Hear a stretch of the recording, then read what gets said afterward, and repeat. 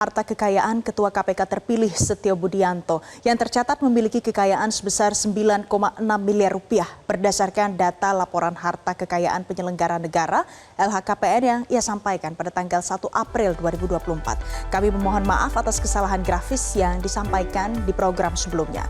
Jadi total harta kekayaan Setio Budianto sebesar 9,6 miliar rupiah terdiri dari tanah dan bangunan senilai 7,6 miliar rupiah yang tersebar di Tangerang Selatan, Makassar, dan Bogor. Setio juga memiliki 4 kendaraan senilai 946 juta rupiah, bukan 946 miliar rupiah seperti yang sebelumnya disebutkan. Ada pula harta bergerak lain senilai 360 juta rupiah dan kas serta setara kas senilai 705 juta rupiah. Setio tercatat tidak memiliki utang maupun surat berharga.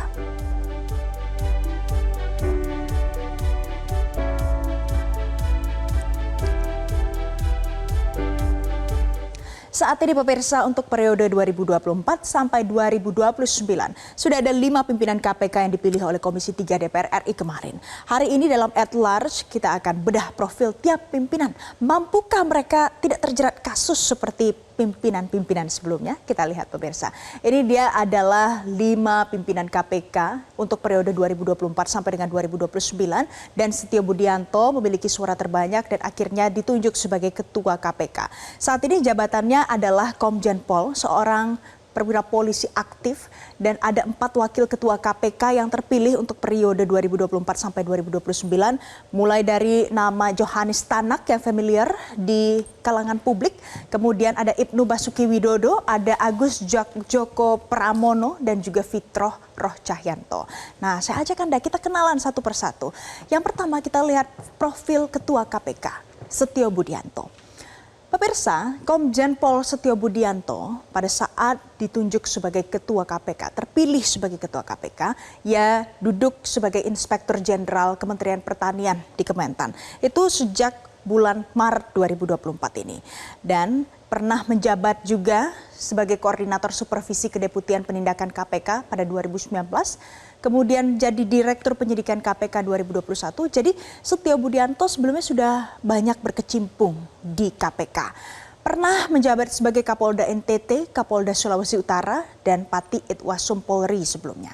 Yang menarik adalah kita mau menyoroti juga berapa total LHKPN-nya. Kekayaan yang tercatat untuk periodik 2023 dilaporkan pada tanggal 1 April 2024. Setio Budianto memiliki kekayaan 9,6 miliar rupiah. 9,6 miliar rupiah pemirsa. Selanjutnya kita lihat profil Wakil Ketua KPK, Johannes Tanak. Nama Johannes Tanak ini santer juga di kalangan publik. Karena selain lama berkecimpung di KPK, ia juga punya beberapa pernyataan yang kontroversial terkait dengan apa yang akan dilakukan KPK nanti periode 2024-2029. Ia pernah menjabat sebagai Wakil Ketua KPK 2019 sampai 2024 dan berkecimpung di bidang tata usaha negara dalam Jaksa Agung Muda dan Tata Usaha Negara. LHKPN-nya tercatat pemirsa per 26 Februari 2024 punya kekayaan sebesar 11,2 miliar rupiah. Selanjutnya Fitroh Roh Cahyanto. Kita lihat profil Fitroh Roh Cahyanto ini berlatar belakang seorang jaksa. Sebelumnya pernah menjadi Jaksa Penuntut Umum KPK dan menjadi Direktur Penuntutan KPK pada tahun 2019. Jadi total berkarir 11 tahun di KPK lalu ia meminta untuk pindah ke Kejaksaan Agung. Akhirnya terpilih menjadi Wakil Ketua KPK periode 2024-2029. Ini LHKPN yang tercatat dilaporkan per Januari 2024, Fitroh memiliki kekayaan sebesar 5 miliar 57 juta rupiah. Itu adalah profil Wakil Ketua KPK Fitroh Roh Cahyanto. Selanjutnya pemirsa ada lagi Ibnu Basuki Widodo. Ibnu Basuki Widodo punya latar belakang sebagai seorang hakim. Jadi pemirsa, Ibnu Basuki Widodo pada saat terpilih menjadi Wakil Ketua KPK, ia menjabat sebagai Hakim Tinggi Pemilah Perkara Pidana Khusus di Mahkamah Agung. Pernah berkarir dengan banyak sekali posisi, saya pilih beberapa, menjadi hakim di Pengadilan Negeri Jakarta Pusat, menjadi hakim tinggi di Pengadilan Tinggi Manado. Dan kalau kita lihat harta kekayaannya berapa, LHKPN yang tercatat tanggal 5 Februari 2024. Total kekayaannya ada 4,1 miliar rupiah. Dan yang terakhir, satu lagi, ini datang dari latar belakang yang berbeda juga. Ada Agus Joko Pramono. Ia tercatat sudah berkarir di BPK pemirsa sejak tahun 2013. Menjadi wakil ketua BPK pada 2019 sampai dengan 2023 dan catatan kekayaannya per 7 September 2023 ada 18 miliar rupiah. Jadi kekayaan Agus Joko Pramono yang tercatat di LHKPN itu lebih tinggi ketimbang Ketua KPK Setio Budianto.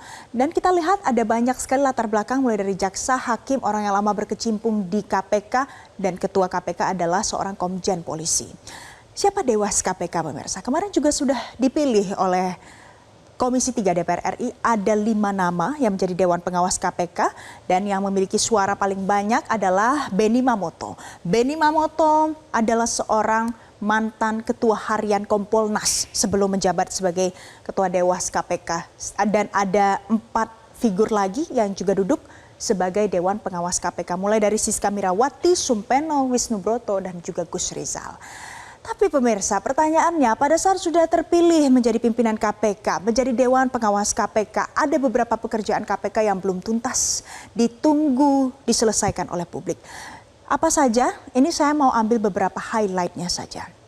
Yang pertama adalah soal mengejar buron.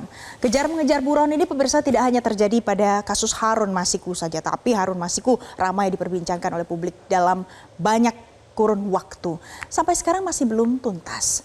Kemudian ada soal kisruh internal KPK yang juga harus diselesaikan. Tidak hanya yang menjerat Firly Bahuri saja, tapi juga ada, kalau masih ingat, ada kasus pungli di lapas. Nah, ini juga masih perlu diselesaikan. Dan yang terakhir yang membuat publik juga jadi terguncang karena ada konflik antara pimpinan KPK dan juga Dewan Pengawas KPK. Salah satu contohnya adalah yang terjadi antara Wakil Ketua KPK Nurul Gufron dengan anggota Dewas KPK Albertina Ho. Jadi jangan sampai terulang pemirsa. Pertanyaannya adalah apakah mereka mampu untuk mencapai apa yang sebenarnya diinginkan oleh publik dari nama-nama yang sudah menjadi pimpinan KPK dan Dewan Pengawas KPK. Kita akan bahas hari ini. Siang ini bersama Pukat UGM, ada Mas Zainur Rohman, sudah tersambung melalui sambungan Zoom. Mas Zainur, selamat siang Mas Zainur.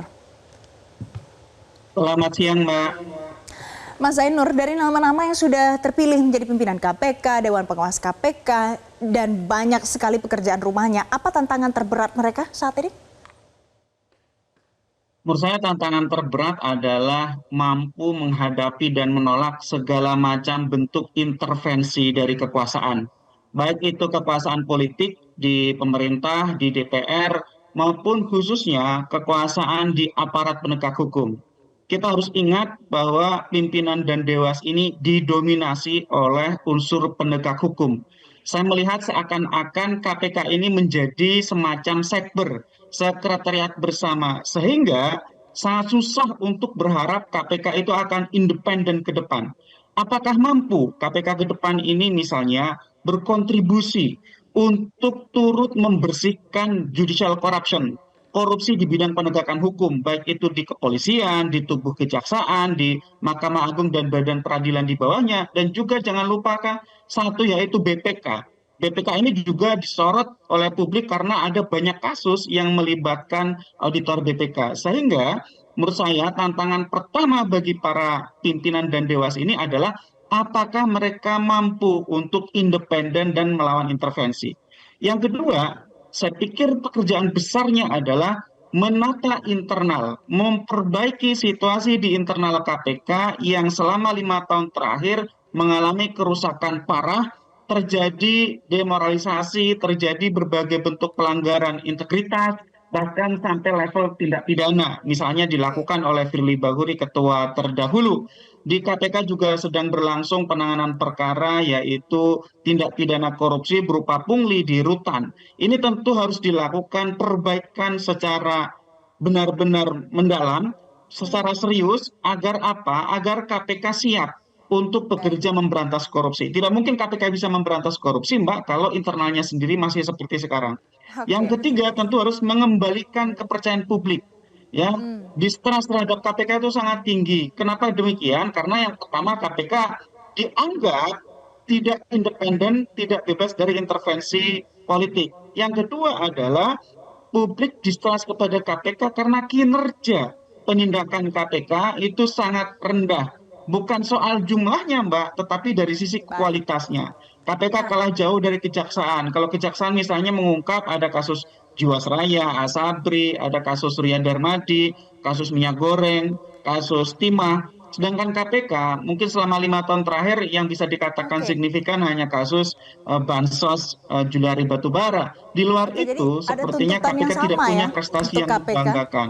Oke, Mas Zainur, kalau kita bicara yang disoroti, pasti yang paling disoroti adalah pimpinan KPK. Dan ini selain melihat kinerjanya, jangan sampai terjerat masalah kan, jangan sampai terjerat sampai ada tindak pidana. Kita lihat ada Firly Bahuri, sebelumnya ada kasus cicak buaya yang juga jangan sampai dilupakan, juga menjerat pimpinan KPK di dalamnya. Kalau dari dua kasus itu, apa yang jadi pelajaran untuk pimpinan KPK yang sekarang, Mas Zainur? Pelajarannya menurut saya yang pertama adalah jangan sekali-kali abuse of power di KPK.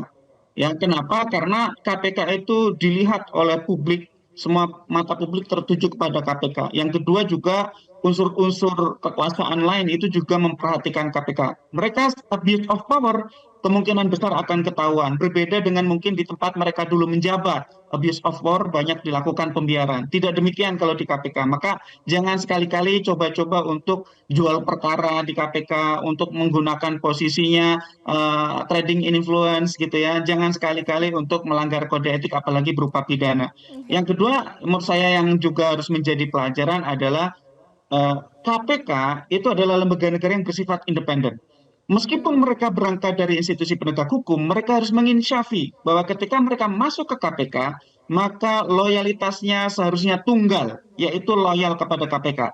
Tidak boleh dual loyalty, loyal kepada KPK dan loyal kepada institusi asal. Oke. Kalau masih terjadi dual loyalty, maka itu terjadi pengkhianatan terhadap prinsip independensi KPK yang ada di dalam undang-undang. Sehingga ini harus menjadi pelajaran betul, jaga integritas dan tetap loyal kepada KPK agar KPK tetap independen untuk Oke. menjaga kinerja KPK ke depan sehingga tidak terganggu Jadi, oleh bentuk-bentuk intervensi dari kekuasaan. Karena memang baik. KPK ini sangat rawan terhadap intervensi, apalagi Baik, sekarang Mas. KPK berada Kalau di bawah menjaga kekuasaan eksekutif, Mbak. independensi KPK, haruslah loyal hanya kepada KPK saja. Nah, loyal hanya pada KPK saja. Dengan kita lihat pimpinan KPK ini punya banyak latar belakang. Ada yang jaksa, hakim, lama berkecimpung di KPK. Ada yang dari BPK.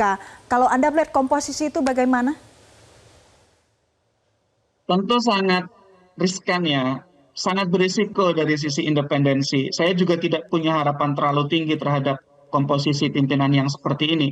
Idealnya, pimpinan KPK itu diisi oleh orang-orang yang independen. Misalnya, tokoh-tokoh masyarakat yang berlatar belakang hukum dan ekonomi, para profesi hukum yang bersih, juga misalnya adalah tokoh-tokoh perempuan, ya, tokoh-tokoh pergerakan masyarakat sipil anti korupsi. Tetapi kita tidak lihat satupun dari unsur masyarakat, akademisi, profesi, perempuan itu tidak ada. Sehingga kita tidak bisa terlalu banyak berharap bahwa KPK ke depan akan independensi. Tapi semoga ya kekhawatiran saya ini salah, akan terjawab dengan kinerja dan akan terjawab dengan sepak terjang bahwa mereka ke depan akan independen. Baik. KPK dibentuk, Mbak, itu berangkat dari satu ide untuk melengkapi institusi penegak hukum yang saat ini sudah ada, yaitu kepolisian dan kejaksaan.